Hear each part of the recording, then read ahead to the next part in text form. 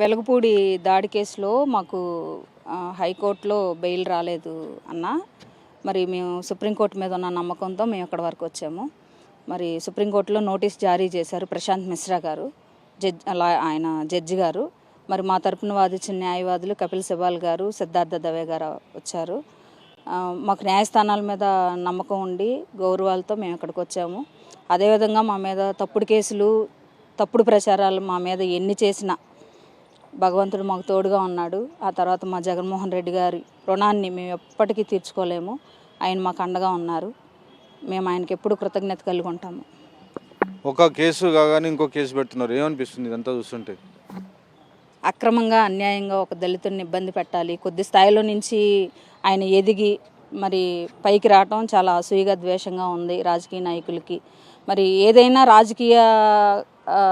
రాజకీయంగా ఆయన మీకు ఇబ్బందికరమైన పరిస్థితులు మీకు అనిపించినప్పుడు, ఎదుర్కోలేనప్పుడు మీరు రాజకీయంగానే ఎదుర్కోవాలి. కానీ రాజకీయంగా ఎదుర్కోలేక మీరు మమ్మల్ని ఇలా ఇబ్బంది పెట్టడం చాలా అన్యాయం అనిపిస్తుంది.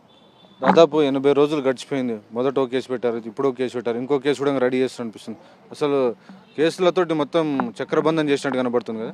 ఈ కేసులు చదివినప్పుడు మా అడ్వకేట్స్ కానీ, కొంచెం జడ్జి గారు కానీ అందరూ హాస్యంగా నవ్వుతున్నారు. ఎందుకంటే 4 సంవత్సరాల క్రితం ఉన్న కేసుని ఇప్పుడు తీసుకొచ్చి 78వ నెంబరు ముద్దాయిగా ఉన్న వ్యక్తిని మళ్ళా ఎదరకు తీసుకొచ్చి ఆయనే మెయిన్ ముద్దాయిని చేసి 2 ఎఫ్ఐఆర్లు కట్టి ఒక కేసు మీద, అంటే వాళ్ళు చేస్తున్న అది ఇంటెన్షనల్గా చేసేదాన్ని ప్రజలకి అర్థమవుతుంది, లాయర్లకి అర్థమవుతుంది, మరి న్యాయస్థానాలకు కూడా అర్థమవుతున్నాయి. అన్న భగవంతుడు ఉన్నాడు, న్యాయస్థానాలు ఉన్నాయి, మా నాయకుడు ఉన్నాడు. మాకు భయం అయితే లేదు.